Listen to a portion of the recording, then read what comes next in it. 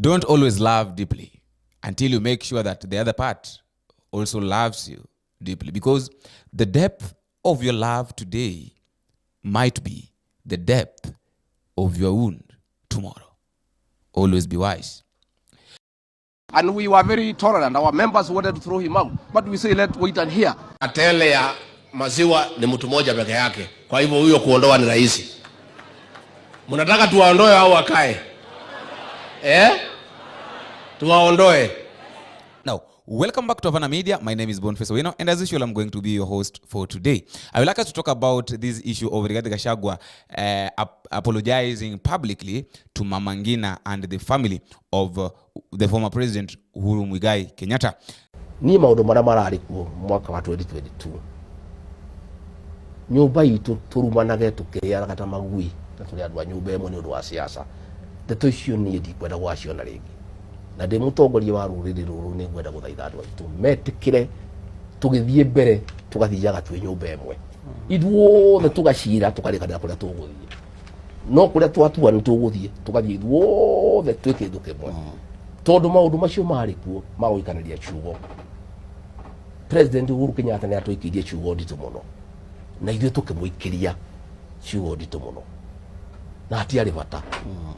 Na ndeto icio ngaigua cihotereirie muno tondu maundu macio matiagĩrĩirwo nĩ kuoneka. Nĩ twarumanaga tũgĩkanĩria ciugo na nĩ andũ a nyũmba ĩmwe, andũ magĩrĩirwo nĩ gũcira kiugo kĩmwe.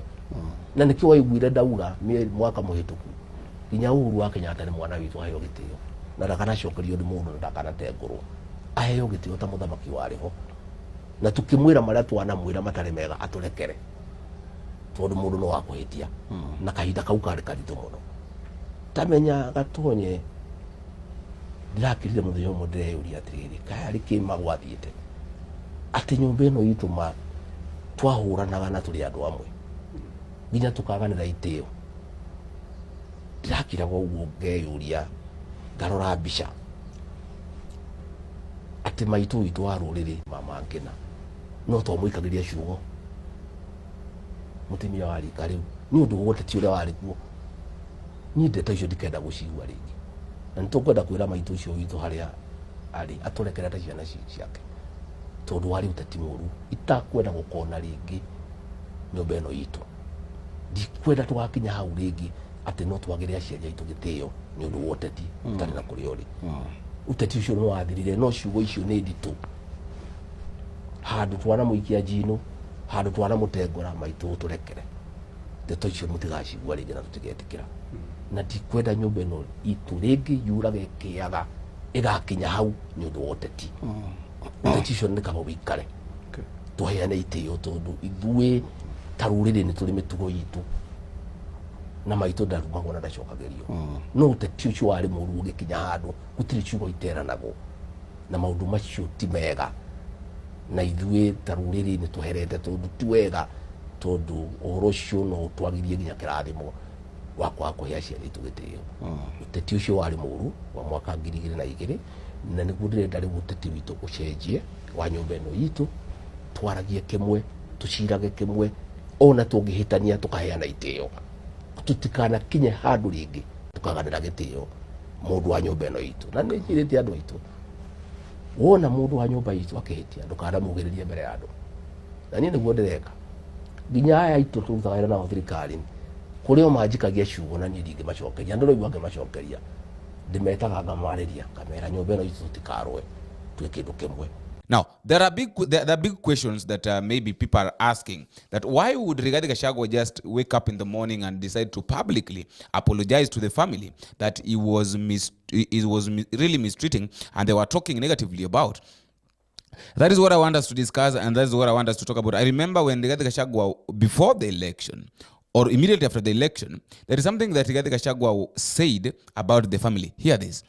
Uhuru Kenyatta alikuwa president, commander-in-chief of the defense forces, the richest man in Africa,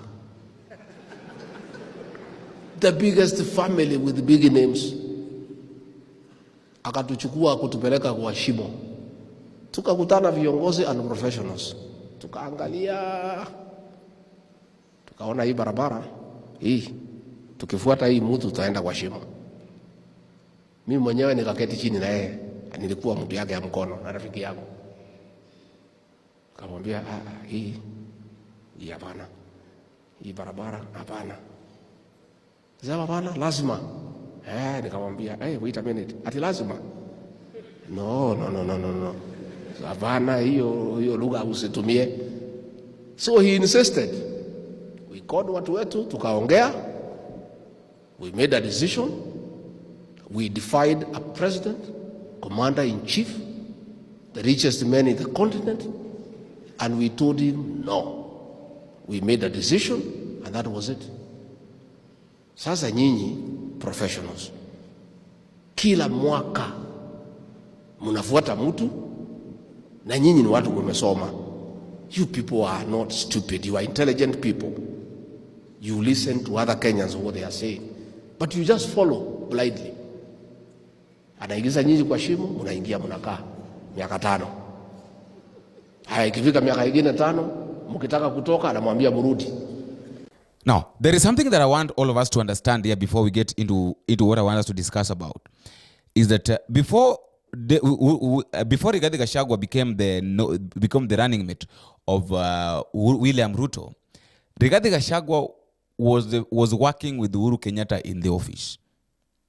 And you heard that the way Rigathi said that he was working as the right-hand man of Uhuru Kenyatta. They worked for almost 17 years. Something that he keeps on saying every moment he talks about Uhuru Kenyatta, that is what he normally says.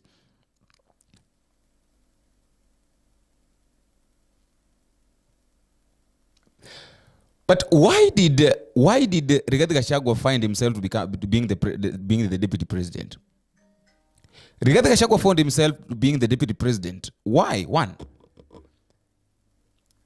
William Ruto nominated Rigathi Gachagua to become his deputy so that he can deal with Uhuru's family indirectly through Rigathi Gachagua. I'm saying this.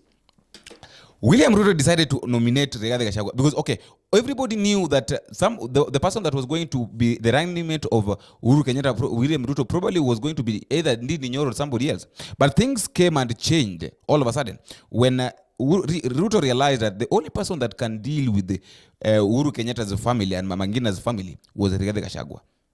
Because he knew a lot about the family. So that's why he decided to nominate Rigathi Gachagua without Rigathi Gachagua knowing why he was nominated to become the running mate or to become the deputy president. But now what I want us to talk about is, why would Rigathi Gachagua come out publicly and apologize to the family of Mama Ngina, saying that he is very sorry for the way he has been mistreating and the way he has been talking negatively about the family? Before we jump into what I want us to talk about, if it is the first time that you're watching this video, I would like you to take a moment, go to the subscribe area, click the subscribe button, like, and also drop me a comment at the comment section. But and again, you can also tell me where you are watching from and the way we are reaching you. That will be always very nice. And I would like to thank all those who are watching us, those who are giving us your support. I cannot fail. Thank you very much for your support that you're giving us, because the way we are growing at a very high rate, and we can't grow without your support. Thank you very much. Thank you very much. May God bless you. And as I normally say, that feedback is normally the key thing in any communication. So you can give me a feedback down there at the comment section and tell me what is your view about the video at the end of this video. Now, jumping into the reasons why Rigathi Gachagua might have come publicly to apologize to Mama Ngina's family, I think I have around 3-4 reasons, but I will make them short so that you also tell me your view at the comment section. Number one reason that might have led Rigathi Gachagua to come publicly and apologize to the family of Mama Ngina together with Uhuru Kenyatta is this. There is a time that I said that it will come a time when Rigathi Gachagua will come up publicly and decide to talk to Uhuru Kenyatta. But now the first reason is there might be someone or there might be something that is forcing Rigathi Gachagua to talk to Uhuru Kenyatta. Why? Rigathi Gachagua have realized that for him to gain the kingpinship of of Mount Kenya, even though he was talking about the kingpinship, and he was asking that, is there any office of kingpin? Like in this video, I want you to listen to what Rigathi Gachagua was talking about, was saying concerning the kingpinship. Nimeona debate inaendelea ati maneno sijui ya kingpin. Now, you kingpin, I have read the constitution. There is no provision anywhere in our constitution for a kingpin. So, hii kingpin ofisi yake iko wapi? Mshahara yake ni ngapi? So, if there are people who want to that office, I'm not part of it because maybe I'm deputy president. My office is in Harambee House, na ingine iko Karen, and there is a salary, and there is a job to do. So, if there are people who are interested in that position, si wachukue waendelee na kazi yao, then watuambie ofisi yao iko wapi, functions yao ni gani, mshahara yao ni pesa ngapi, wataretire siku gani. So let us not, people want to be trivial because they want to look for issues where there are none. I am Deputy President for the Republic of Kenya. I assist the President to run the country. I have no time or desire to aspire for any other office because ile kazi mimi nimepewa na Rais Bishop, my day starts at 5 and ends at midnight. It's already too much. If I just tell you my duty so that you know, I have no time for that kingship nonsense. Sina hiyo time because mimi niko busy. I'm too busy that I can hardly cope. If I just tell you my duties, ndio wale wanataka hiyo kiti waende watafute. I am the principal assistant to the president. Mimi niko hapo, mtu ya kuitwa kuja kibia hapa. Fanya, niko hapo. I chair cabinet committees on behalf of the president. Every week, I have a meeting for 7 hours with the cabinet. Wanakuja, tunapanga kila kitu, tunapelekea rais. I also coordinate the implementation of those decisions. Kufuatilia ile maneno yote cabinet imepitisha, mimi nafuatilia. Kutoka hapo, I am also the chairman of the National Emergency Response Team. Siku ya kiangazi yote, hiyo ni kazi yangu kuhakikisha hakuna Mkenya amekufa. Leo sijalala, simu imelia the whole night, mambo ya El Nino. Hiyo ni kazi yangu. Watu wamefigiwa na maji wajia, mimi natuma chakula, natuma ndege. Wapi, hiyo ni kazi yangu. Nimetoka hapo, I am in charge of intergovernmental relations. I am the bridge between the county governments and the national government. I spend a lot of time with these governors. Kutoka hapo, I am in charge of coordinating constitutional commissions and independent offices. Mimi hiyo kazi ndio mimi nafanya. Kutoka hapo, I chair IBEC. On top of that, I'm in charge of coffee, tea, and dairy reforms. Kutoka hapo, I'm in charge of public sector reforms. Kutoka hapo, I'm in charge of Nairobi Rivers Commission. Sasa, hii kazi ingine mnatakaza hapa, mimi niko na time ya hiyo kazi. And the president, in his wisdom, because he was a deputy president, he knows how it is good to have a good deputy who works hard, because it makes his work easier. He has given me all the facilities that I require to work. So I want to say that debate should come to an end. Let those who want to get that position waendelee. Sisi tukae na rais, tumsaidie, tujenge Kenya, na tushughulikie yale maneno ambayo itasaidia wananchi. Because it is important that we do so.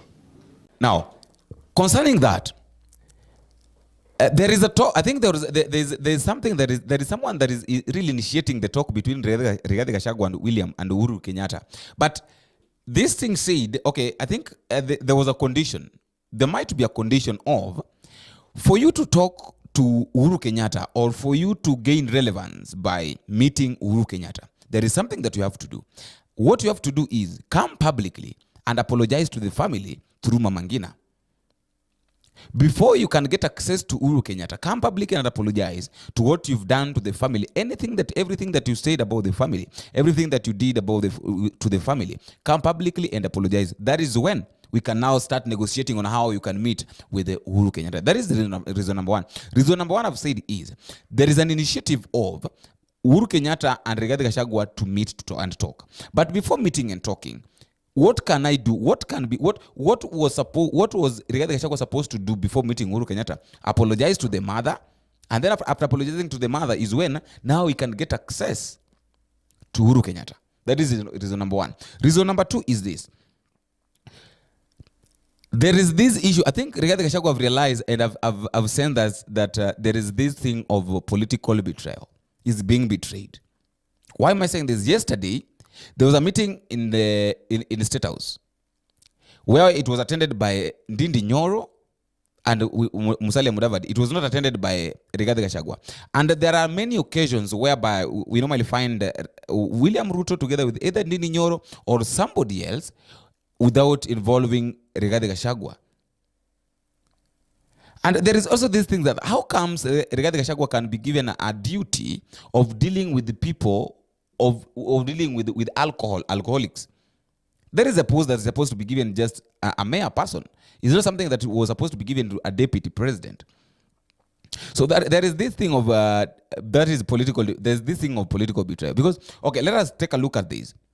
During the campaign, there is nowhere that William Ruto signed or said publicly that he's going to support Rigathi Gachagua coming 2032. He did not talk about supporting Rigathi Gachagua anywhere. So what that means that there is high possibilities of William Ruto appointing someone else to become his running mate coming 2027 and then support that person coming 2032, apart from Rigathi Gachagua. Because he was also betrayed. If William Ruto was betrayed by Uhuru Kenyatta, what makes us think that he is not in a position to betray Rigathi Gachagua? Because the way things are moving, the way William Ruto now is working with the people of Western region, it really shows it is really sending some message. It should have sent some message to Rigathi Gachagua that the way things are moving, you might lose your position if you're not careful. Another reason as why I think Rigathi Gachagua decided to meet with to apologize publicly to Mama Ngina is that he wants to gain that political vibrancy more so in Mount Kenya. I want us to take a look at this. Why was the Rigathi Gachagua become relevant? How did he become relevant? Rigathi Gachagua became relevant more so in the area of Mount Kenya by abusing the Mama Ngina's family. Okay, the people of Mount Kenya turned against Uhuru Kenyatta. Why? Because he shook hands with Raila Odinga.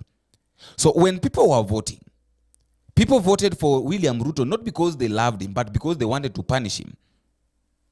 They wanted to punish Uhuru Kenyatta because of the relationship, the good relationship that he started having with Raila Odinga. So by this, William Ruto realized that the only way I can get these people's votes is by taking Rigathi Gachagua and start talking negatively about Mama Ngina's family and the way they've took everything and all that. So the advantage that William Ruto got or had from the people of the mountain was through Rigathi Gachagua talking negatively about Mama Ngina. And as we all know that Mama Ngina's family is the only family that was overtaken everything in this country. So when Rigathi Gachagua was brought, he became relevant by talking negatively about the family of Mama Ngina. Now, that relevance is starting to reduce while the people are starting, now these people of Mount Kenya have started now loving back Mama Ngina and the family. I remember when they attacked Mama Ngina, when they attacked Uhuru Kenyatta's livestock, that is in Ruai, I think in Ruiru, yeah. In Ruiru, a lot of people talked about it and they say that it was not the right thing to do. It was not the right thing to, and all of us knew that was not the right thing that was supposed to be done. So I think from there, that is when now things started turning back upside down. And now Rigathi Gachagua started realizing, Rigathi together with Uhuru Kenyatta, with William Ruto started realizing that there is something that we are losing. There is something that is not working on well. And now that is what Rigathi Gachagua have realized up to now. That if I want to maintain the vibrancy of my politics, more so in Mount Kenya, let me undo what I did